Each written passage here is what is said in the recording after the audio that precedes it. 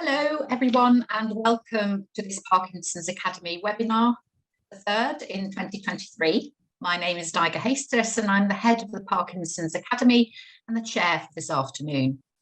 Before we start, I would like to thank our sponsor Zambon in supporting the learning this afternoon. The session will start with Tom discussing what frailty is, how this affects someone living with Parkinson's, and he'll give us some tools to support the individual. So, without any further delay, let me hand you over to Tom to start this afternoon's session. Tom, over to you. Lovely, thank you. So yeah, hello everyone, my name is Tom Mace. I'm a consultant physician in elderly medicine with a special interest in Parkinson's, based at Hull University teaching hospitals and hold an honorary contract with our community provider City Healthcare Partnership. Very sorry, my screen's very dark, my face is very dark, believe me, you're not really missing much anyway. So I do about 3 PAs worth of Parkinson's per week, which includes 2 community clinics. I see quite a few people with Parkinson's. I was lucky enough to be part of the team that won the Parkinson's UK Excellence Awards, fastest in our area, and I sit on the Parkinson's UK oversight group for MDT working and for the Parkinson's Excellence Network. Let's get it on to today. So today, the idea is to find out a bit about frailty and whether it matters or not. How does frailty affect someone living with Parkinson's? How do we care for someone with Parkinson's and frailty? And we're going to consider rehab and consider evolving systems that we need to work within. So going on to what is frailty? I suppose the question is, does it happen at a certain age, or is it once people are on lots of medications? And I assume lots of people here have a good idea what it is, but do we have a good evidence base behind it? Yeah, if I go into the ED, I often see people go, well, they look a bit frail, so they're probably not for anything, you know, that you hear that kind of thing. And you say, well, where's our evidence base for that? And it's important to challenge that kind of thinking. Or maybe they just have lots of UTIs, or they might be undergoing palliative care. So where does frailty fit into all of this? And there's no doubt that all of these things are risk factors for frailty. But what does a geriatrician do when they see patients? Is there an age cut-off to seeing a geriatrician, or should geriatricians all just work hand in hand? Are we pretty much synonymous when we care for people with Parkinson's? I'd hope we are. So what is frailty? A state of vulnerability to poor resolution of homeostasis after a stressor event, and is strongly associated with adverse events. So this is when we're fit and well, we expect to become ill, we expect to get better again and go back to our baseline. Of course, the stressor doesn't just have to be acute illness, it can be bereavement, stress, moving house, or moving any type of environment. When we become frail, we have a stressor event, and we've got less chance of coming back to our baseline and more likely to live with some dependency or disability. And actually, we're at higher risk of ending up in 24-hour care or even dying.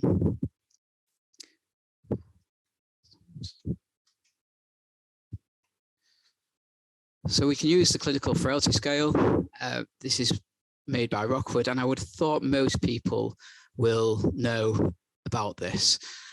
Just for those who maybe just dipping their toe into the frailty world, it's a well-validated tool. It's used internationally, and NICE certainly recommend we use it. And it's part of the new best practice tariffs that everybody in the emergency department should have a CFS done if they're above the age of 65. It's not validated under the age of 65 for people with learning disabilities. So you can see that quite a few of your patients might fit into this category. People who might need help with heavy housework finances might become mildly frail. People who are completely dependent on all personal care would be classed as severe frailty. And does frailty matter to the taxpayer, to the government? Well, it absolutely does, doesn't it?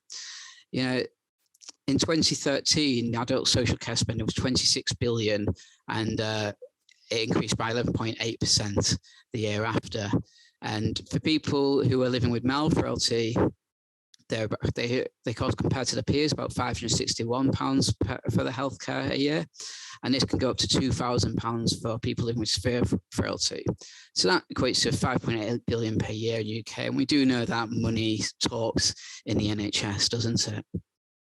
I think also this this data is on the older side, so there's no doubt that some of these costs have gone up, and we've got an ever-expanding older generation, so it's likely our frailty levels are increasing. Does it matter to the patient? Well, if we think about costs and patients, on the left you can see a graph for people living with frailty. So 5 is mild, 6 and 7 is moderate and severe.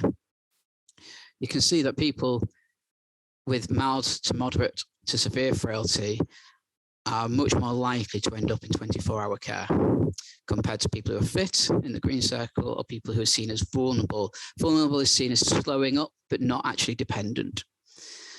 And on the right, you can see probability of survival. And again, you can see how that frailty seems to be directly associated with the probability of dying. So when we talk about frailty, people who are at higher risk of dying or ending up in 24-hour care, sometimes their health goals change. And as geriatricians, we talk about what matters most. And these people normally have competing interests, and they've got multi-complex disease. Also, healthcare information, there's a bit of a lack of it in frailty, and we've all got different definitions of what actually frailty is. So that's one of the reasons we're talking today. So what's the relationship between frailty and Parkinson's? There's no doubt that independently both lead to morbidity and mortality, but how do they work together? So Emily Henderson and Emma Tennyson did a literature review looking at this association in 2020. It's fair to say the data is limited, although expanding very quickly in the last few years as interest in frailty and Parkinson's takes off. They found that in advancing Parkinson's, frailty is more prevalent, and further, it was associated with cognitive impairment, hallucinations, and dementia, one of the big frailty syndromes. Most people with Parkinson's in hospital tend to be frail, and those with severe to very severe frailty had an 8-fold risk to dying. So 8-fold risk of dying if you have severe to very severe frailty and Parkinson's compared to your peers. So bad news, hospital is bad news for people with Parkinson's, particularly bad news for people with severe and very severe frailty. Yet it does maintain to be the sort of default option for our patients, doesn't it? And is there something we can do about that maybe? So I've added this graph from Peeble et al.'s paper, where we can see how frailty and Parkinson's is associated a bit more.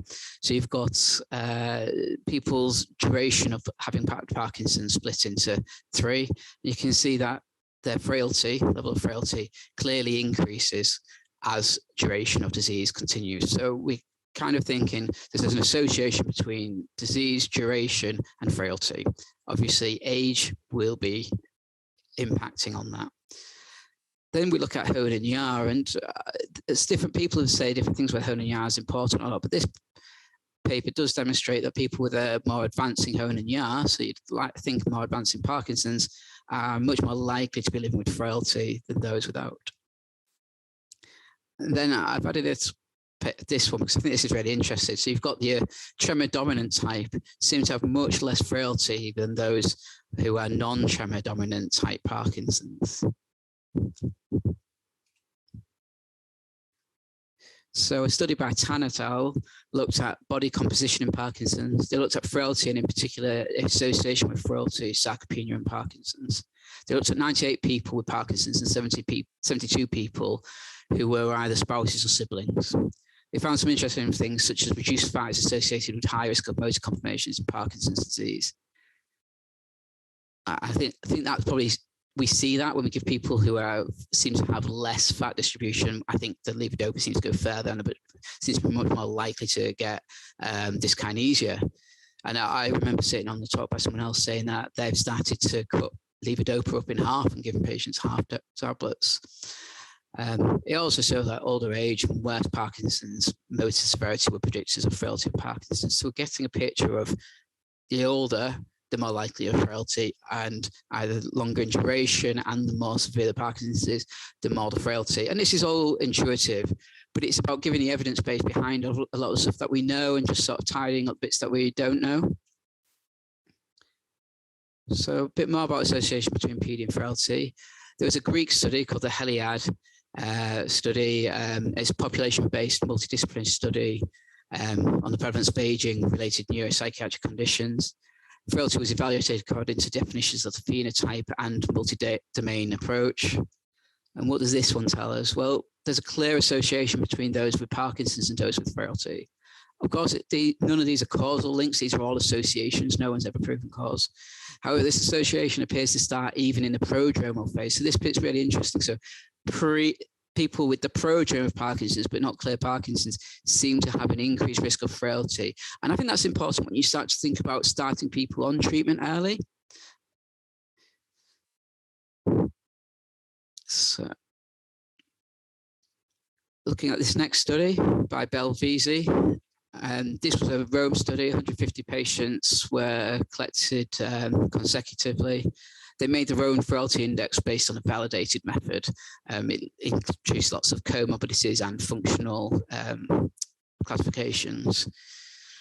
Here we can see that non-PD specific problems in red did demonstrate an association between frailty and all of advancing age, disease duration, and initial age at onset, which is what we're seeing in the other papers.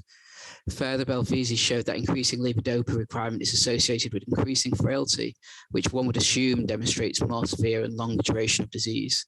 Further, the burden of non-motor symptoms appears to increase in those living with frailty, and cognition also appears to deteriorate. So what does this mean in real life terms? It means that people with frailty need good screening for non-motor symptoms, as do all people. But further, their cognition may make a traditional clinic with its environmental and time constraints more difficult. Further, it makes us question if a model of discharge of patient-initiated follow-up only is appropriate. This is something being pushed by NHS England at the moment. Will patients with worsening cognition reliably advocate for themselves and put their non-motor symptoms down to the PD and request review? I'm not sure that they will. So this slide is by Kempster. It describes how these syndromes such as hallucinations, falls, and cognitive impairment are not only a risk for older patients with Parkinson's, but it appears younger patients may have a longer maintenance phase, but their complex or advanced phase may be similar as their older peers. So these are patients that are younger, but still seem to be having these frailty syndromes I'm going to talk about next. Remember that those requiring residential care for not meeting the needs were classified as moderate to very severe frailty on Rockwood CFS scale. So for me, this tells me that any sort of service design that you're thinking about or frailty approach needs to transcend age. And then rolling back to our student days, you may remember that name, geriatric giants. Well, these days, the PC terms is frailty syndrome. But if we look at these, how many of them apply to our patients? I think probably all of them. And so all the time, we're all managing people with frailty in our clinics at all times. So I think what I'm trying to say is that this multi-system disorder needs a multi-system approach. So this is just my opinion on where frailty is. And of course, it's the conclusion of the first part of the discussion. We've seen that frailty is vulnerability that can leave our patients at greater risk of dependency, morbidity, and even death. We've looked at the evidence base on Parkinson's and frailty and seen how there appears to be clear associations that when they exist together, frailty occurs more than in those without Parkinson's. Advancing age, PIGD, age of onset, and amount of levodopa equivalent drug treatment all appear to be heavily associated with frailty and Parkinson's. Further, we know it isn't only age-related. Going on to my own opinion, of course, it's much more complex than this, but I think we recognise the 4-stage of Parkinson's at the top, whether or not we agree with them. But I feel there's a group of people with Parkinson's who are diagnosed in the latter stages of life. They're already living with frailty from multiple different causes. Keeping in mind that we've seen prodromal Parkinson's is also associated with frailty, so we've got to keep that in mind. But then there's also this other group who develop frailty as the disease progresses, sometimes through other causes, but sometimes through the Parkinson's itself. So Parkinson's itself appears to be able to drive frailty, in my opinion. Of course, all the data I've demonstrated to you is all associations, none of which is proven causation. Just doing a time check. So how do we care for people with Parkinson's and frailty? what is the point of really classifying frailty, and do we have an effective intervention? Well, yeah. Firstly, let's look at Dr. Moody's Frailty Fulcrum concept, which can be found on the NHS England website. Here, the theory is that resilience within the patient living with frailty can be built up by addressing all elements of the patient, i.e. true holistic care. So this is managing the patient holistically beyond simply health and beyond simply the Parkinson's symptoms that they've told us about. It means supporting them psychologically. It means looking at their other chronic illnesses, ensuring that they're being reviewed and having their needs met, supporting their carer. So it doesn't take much to tip the scales. When this patient becomes unwell, there's often a delirium that may follow that. The patient becomes constipated, and they end up in hospital with diagnosis of undertreated Parkinson's and the dreaded acopia on the Clarkin sheet. However, we know that it's actually the Parkinson's that's just decompensated by something else. So how do we build resilience? That's the question.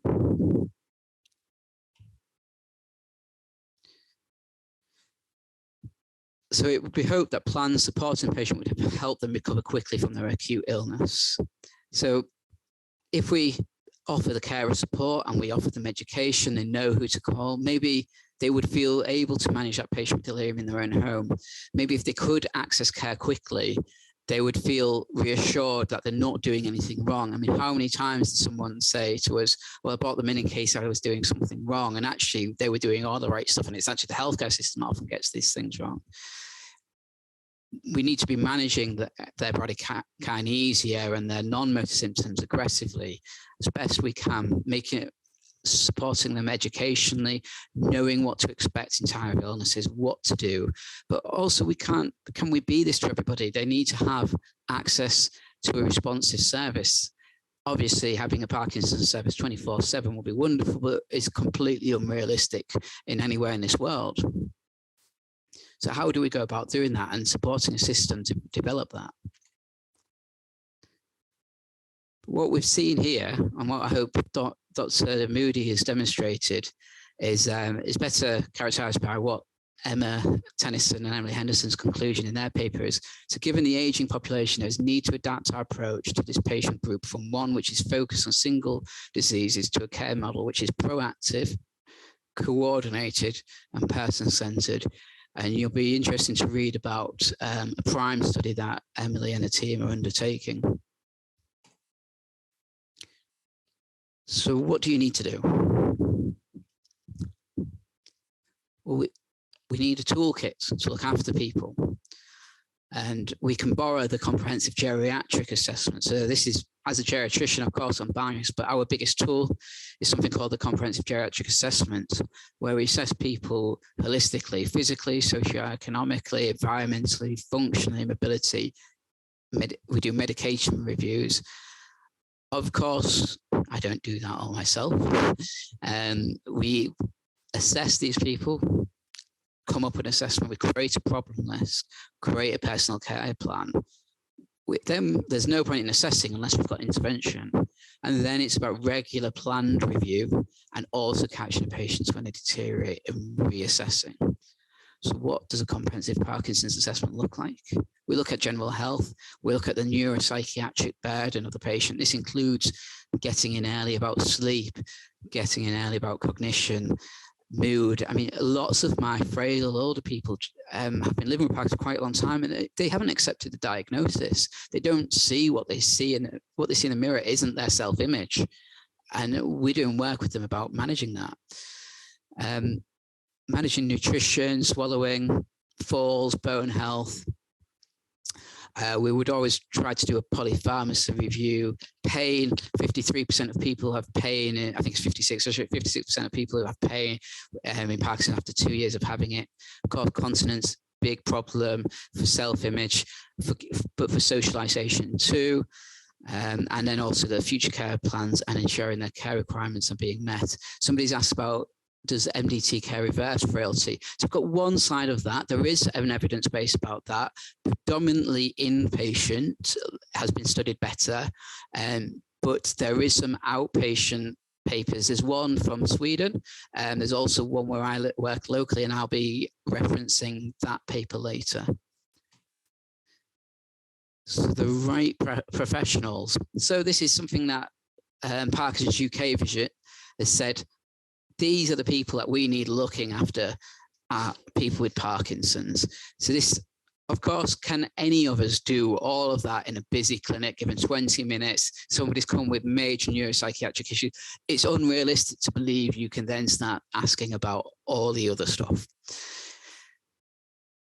So can you find the right professionals? Maybe so.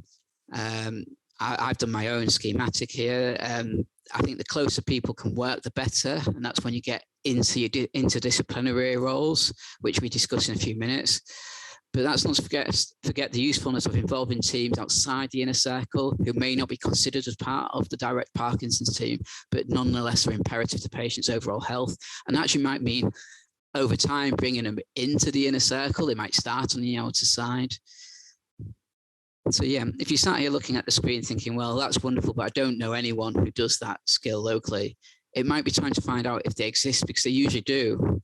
And often they're feeling just as alone managing these complex patients and value support. Personally, I found going out and holding teaching sessions very helpful. It works in multiple ways, skilling people up, especially urgent care teams who see the patient first, to build their confidence in caring for people with Parkinson's. In the longer term, it does lessen the load for your own Parkinson's service and is much less frustrating for both healthcare professionals and the patient and their caregiver. Secondly, it opens up communication channels. I came across quite a few healthcare professionals who always found PD interesting, but never had a way to channel it. Sitting in a clinic, asking them to come down, sitting in a clinic, have a bit of a chat with you, can be the next step. It doesn't necessarily have to be belt and braces change from the beginning. A slow communication of like-minded, passionate people to create a network for patients can be hugely beneficial. So what is an integrated interdisciplinary team? So once you've collected these like-minded healthcare professionals, can you start working in an integrated way? And what does this mean? It's a group of people of complementary disciplines working together to support a patient to achieve their goals. A good interdisciplinary team will be motivated to use every effort to care for patients. Morale will often run high as people enjoy achieving together as a team whilst being supported when there are lows. Of course, getting the logistics and the culture right, ensuring records are easily seen and decision-making is shared. And this is something that I really like. This is a selfish slide. Vigilance within the interdisciplinary team when using higher risk with higher reward medications. So these people are frail and they need everything they can to do well. But often we can be tending to be scared of treating them aggressively because we know that when we see them in clinic, we might not see them for 6 or 12 months. So what happens in the ether? And this is about the team taking charge of the patient and ownership of the follow-up. So we empower the patient and the carer to get back to us, but also empower our colleagues who aren't necessarily traditionally clinicians. So here where I work, my therapists know that they can feed back and they will, if they've seen a medication change on records, they know what to look out for. They've got that competency. They won't make a clinical decision, but they will feed that back and they know when to go urgently for help. And they also know when you can sit with an MDT. So that gives me courage and confidence to start slightly more aggressive treatment. And we know that our patients, remember going back to that frailty syndrome of being susceptible to side effects. So the risks are high, but the benefit is also high. And actually, therapists and other healthcare professionals enjoy this. This is an extension to the role of supporting their patients and causes greater job satisfaction and general just boost morale within the team. Those that integrate into care work, well, data is really poor with integrated care, and everybody at this moment seems to claim that they offer integrated care. But looking at this subgroup analysis of a highly heterogeneous group of studies demonstrated a small improvement. Again, looking at a single centre Canadian study, which looked at supporting self-management with technological support, demonstrated improvements in quality of life scores, only reaching significance in the advanced group, which is above the age of 8 years duration. Care priorities were overwhelmingly met, however, in over 90%. And interestingly, the main priority for people is speech and communication, which I'm not sure is in my usual practice. It's usually something a bit different, but this is what their study found. So an American study by Kluger et al. Looked at integrated palliative care rather than what we deem standard Parkinson's care. What I would say when looking at most of the symptoms to tackle, that they're very closely aligned to a comprehensive Parkinson's assessment, and the goals are similar too. So what they call palliative care, we may call it something slightly different. This was delivered by a trained neurologist who was supported by a palliative care practitioner. The appointments were long, so 2.5 hours, so the patient was given time, but the study demonstrated significant improvements in many domains, as you can see, including improved engagement with life, which is surely the goal for most of our patients and ourselves, as we know the repercussions are far and wide-ranging. How about proactive care, which is going back to the question that someone kindly asked earlier. So what do proactive one-stop shops work? First of all, interestingly, this is now being pushed by the BGS and GERF. BGS published something late June, and so within the last 2 weeks, saying we should be considering one-stop shops for everybody with frailty, not just Parkinson's, but everybody with frailty where possible. Where I work at the Jean Bishop ICC, and you might have seen it on the Panorama programme a couple of months ago, for good reasons, not bad. I mean, it's usually a bad sign, isn't it? You can see particular improvement in well-being, quality of life, which remains sustained 3 months after visiting, which is when the study stopped measuring. Further, for patients with 3 or more ED attendances in the last 6 months, there was over 50% reduction in the next 6 months, which is really large and big cost saving. Moving on to rehab, because I think rehab is a big part of a geriatrician skill set, but also a neurologist skill set. We can imagine how important this is in frailty. Can we stop the apparent inevitability of deterioration after an acute stressor? It's so important in helping people remain independent. That is why I think it appears the government are pushing the rehab agenda more and more. Well, looking at rehab, MDT-led rehab in PD, again, highly heterogeneous. Papers don't really look at offering comprehensive Parkinson's assessment as a team. It was much more looking at, we're going to offer this program and for this amount of weeks, mainly as an inpatient, which is not necessarily the norm here in the UK. Much of our rehab is as an outpatient. But they predominantly are positive, a couple of non-significant results. But I thought, and this is a bit more opinion, I go back to the theory of marginal gains, and anyone who's a cycling buff and knows the Brailsford model of theory of marginal gains, they get it immediately. You're never going to win a race by changing someone's helmet from a normal cycling helmet to an aerodynamic helmet. But you do that and you change the gearbox, you change your spokes, you make everything aerodynamic, you manage the elite athletes' nutrition, their psychological well-being, you do all of this. And that's when you start getting your gains. But no one ever studies all of this, do they? They study one thing. And we relentlessly fund one thing because in our minds, that makes sense. Let's cut out all the variables and check one thing. Well, actually, let's be pragmatic and look at, is the outcome, whatever we're doing, is the outcome good? If the outcome's good, let's do it, because we're missing out on opportunities because we keep singly saying, what if we just do this one thing?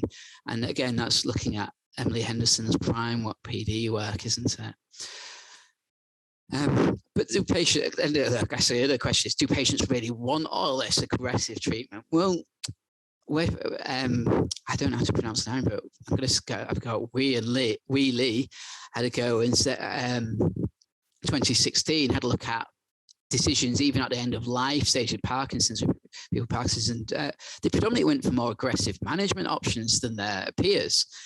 And I'm not really sure why, but probably, in my opinion, is that they've much more used to making decisions, much more used to working with therapists, and they have got better and felt better on treatment. They have felt better with health psychology. They have felt better with talking therapies and exercise.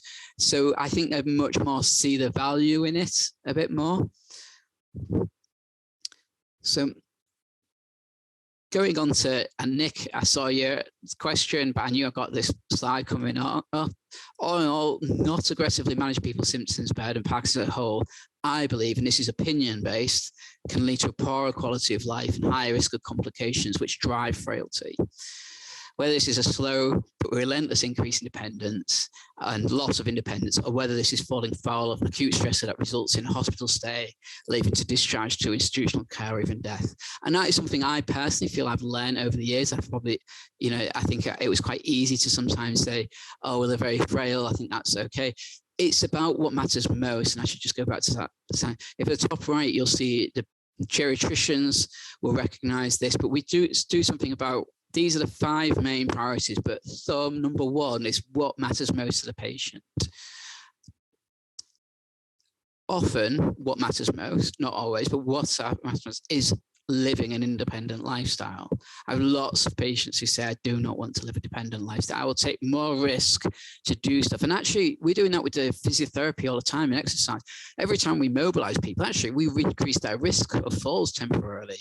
There's clear data that we increase falls in some patients, we reduce it overall in others on a net gain, but there's a group of people who have a higher risk of falling, especially early, but we try and do that as safe as possible, don't we? So maybe aggressively managing these people in multiple different ways is to do it, but building a system that does it as safe as possible. So is there opportunities to deliver this kind of care? And I think there is. I think there's a big push towards virtual wards, and I don't think you have to be a geriatrician to be getting involved in all of this. I think, if you look at the aging will, our patients are our patients. We're all dealing with people with frailty here. There's a big bed crisis. There's a lot of money going into the urgent care response. These people are seeing our patients in the community. We've already highlighted earlier in this talk that we do not want these severe frailty patients coming into our hospital if we can at all avoid it. Can we work with our colleagues to keep these people out? That does mean working slightly differently. If we're just going to insist on having a clinic and work in isolation, it's unrealistic to believe, if you're anything like what I've always experienced, like a 2-month wait maybe to get into clinic. If you've got that, by that point the problem has come and gone, hasn't it? You might be able to do some proactive work, but you're never going to offer that reactive element, which is so important. So summary 2, treating people with Parkinson's frailty fully requires a holistic response, which I call comprehensive Parkinson's assessment. I'm sure other people probably have come up with a similar name. It requires a team, and that's essential. And we also need a good culture. You need like-minded, passionate people, but you also need to give them the environment to drive and give them ownership of the patients and share that decision-making. And also the other thing that you have to break down that we've done locally is sharing record keeping. Because if you're going to work with urgent care, you're going to work with intermediate care therapists. They need to see your records. They need to see them quickly, not wait for the letters to come through. So that's a logistics issue that is tricky and takes months and months and months of discussions for certainly did locally, but maybe you'll be more effective negotiator than I am. I'm not going to say it's easy. Frailty assessment can uncover multiple different symptoms and difficulties, but these are probably the things that are driving the problem of that person keep not responding to treatment potentially. And these are too many to discuss in my talk today. And what I've done is I've given about 10 minutes for questions, but I have answered them. But I have got a 10-minute talk on advanced care planning, palliative care, just in case there wasn't any questions. But I didn't know how the questions would go, quite frankly. So that's my team. Thank you for the first 2 sections, and I've got a third, but I thought we'd have a natural break. So is there any questions on that? And if not, I'm just going to go into the advanced care planning discussion. There's nothing happening, Tom, so I reckon you're going to... It's Friday afternoon, isn't it? Yeah, it is. It's Friday afternoon. So looking at advanced care planning and palliative care, it's really tricky. And where does it start? Well, if you look at the handbook of clinical neurology, and they talk about palliative medicine, end of life care, and they've got this graph that you might have seen before, the continuum of palliative care, and it shows their palliative care needs. And people like to think of palliative care needs that just go straight up like that, but they do not, do they? People's needs are different at different time, and that element of diagnosis, and if that isn't dealt with early, I think that continues and drives a lot of mental health burden throughout. And we know that people living with frailty, you upset one part of the apple cart, you upset it all. So you need that palliative care approach from the beginning. So where does it start? Palliative care is about improving quality of life and meeting need, isn't it? So the palliative care needs start from the beginning. Does that mean we call everything palliative care? And that's going back to that Cougar paper that I mentioned earlier. They call that palliative care, actually, but we wouldn't necessarily discuss it in that way here in the UK. But there's certainly no clear right time. What I've done is drawn a little arrow that said assistance needed with dressing. So we can see that this is where frailty might be starting, and there's palliative care needs are starting to go up. And maybe that here, the severity of frailty is going up, and then those needs are also going up. So probably frailty and palliative care needs are somewhat associated, aren't they? I don't know how that is, but certainly I can imagine the case for it. And importantly, just to remember that Kempster graph here, where even in the younger age group, they will have palliative care needs, because here, remember, they were joining here they're entering 24-hour care. This is about here, their palliative care needs will be required, and this is actually death. So you can imagine that despite whatever age they are, they will have palliative care needs. So, but when to discuss it, because I do think it's really tricky in clinic. I think it's really easy to sit there and say, oh, it starts at the beginning. I think it's much more difficult in practice. So let's look at this paper again by Kluger with Miriam Johnson is professor of palliative care locally here. So she handed some prognostic predictors, and in red, decrease in medication when control of motor symptoms is outweighed by the disability caused by the cumulative burden of disease.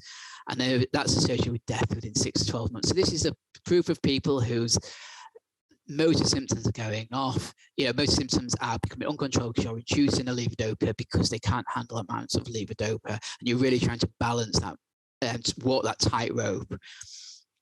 Further, they've highlighted other things, some of which you would probably recognize in your PSP and MSA patients, but also your PIGD subtype 4. So anytime someone's had a bone fracture, red flag. We know that people have neck of femur fractures, for instance, whether they are frail, not frail, 50% are dead within 2 years. So this is a good time to start talking about advanced care planning. And if we've got to the aspiration pneumonia point, if you haven't done it by now, really start thinking about it.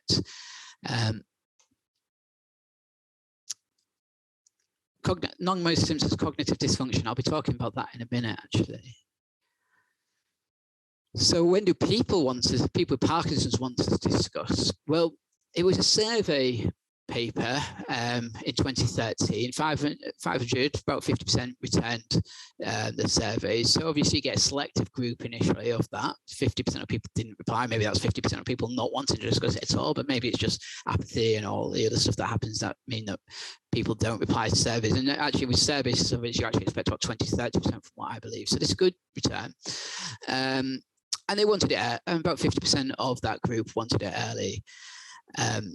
Yes, Sandeep, yeah, cognitive decline is a prognostic marker. Just going back, so non-motor symptom cognitive dysfunction was seen in this paper as a prognostic indicator, but importantly, I'm going to refer to it in a second, because it's got its own little thing here for us to think about.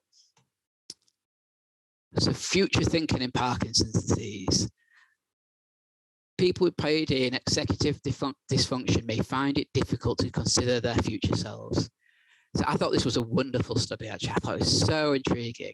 So there were only 31 patients. They were asked to imagine the future generated fewer details than their controls. So what these people were asked, controlled study, what does the future look like? And they came up with less details. So they find it more difficult. The least 7 performing patients scored poorly on tests measuring executive function, but no deficit in immediate or delayed memory testing. So they did a bit worse. So the least 7 performing patients scored poorly. But, you know, we're not talking about significant change here. And then this paper goes and demonstrates this a little bit better. So they took decisional capacity for advanced care directors in Parkinson's with cognitive concerns. So we're talking about people, 50 patients with a mean MMSE of 27.8. That is not significant, we're told, isn't it? Although I have my own opinion on that.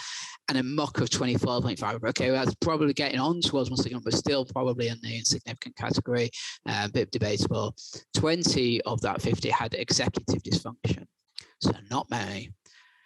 Those with executive function were less likely to have capacity, but they all stated an advanced care plan choice. So these people, and this paper demonstrates that these people couldn't think about the future with that executive dysfunction. Going back with the executive dysfunction, they struggle to think about the future. 20 of those people had executive function, so 20 out of 50 had executive function, but all of them gave a preferred advanced care plan. But did they all have capacity? We don't know. Yes, but it calls it into question. So for me, it just makes us think about bringing up that advanced care planning conversation slightly earlier when you talk about cognition. I am just about to finish. I know it's 2 minutes left. I'll be dead on time. So the other thing to think about is stuff like, you know, autonomy, non-maleficence and beneficence. So going back to here, autonomy, this is respecting the right of the patient to make an informed decision. Surely we need to be bringing that up early if we are going to worry about the capacity in their future selves. Do we have a responsibility to bring it up early? Non-maleficence, so we don't want to break down that trust. And this is difficult, I think. And going back to that paper about people choosing more aggressive management at the end of life stage. But I think it's important just to communicate that. And obviously, I think we'll all appreciate the importance of communication. And beneficence. So we know that people who've got good advanced care plans generally have low hospital admissions and more likely to die where they wish. And they also have lower rates of cognitive distress. So this is the final slide. People vary significantly. Frailty scale seems to roughly have a direct correlation for wanting or willingness to have an advanced care plan. This is all my own practice, just me pontificate, take it with a pinch of salt as much as you want. Advancement of PD and frailty appear closely related, but the association isn't the case for all patients, so it's still going to be patient-centered.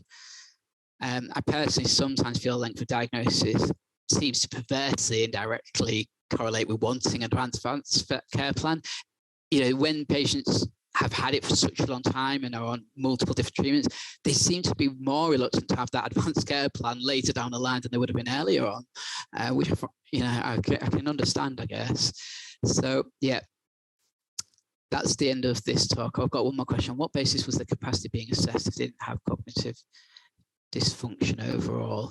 I tell you what, I think you're talking about this paper. I'm just going to signpost this paper for you because I am dead on my time, so I'm not going to go any further. But if you have a little photo, quick screenshot of that paper, you could have a little checkup. Okay. Brilliant. Tom, thank you very much. Bang on time. Bang on. Food for thought this warm Friday about developing our services for our frail patients with Parkinson's, beautifully executed. Tom, thank you very much. I know you need to go. Thank you, everyone. Thank you for inviting me. Thank you. Have a great weekend. Bye-bye. Thank you, Tom. You too.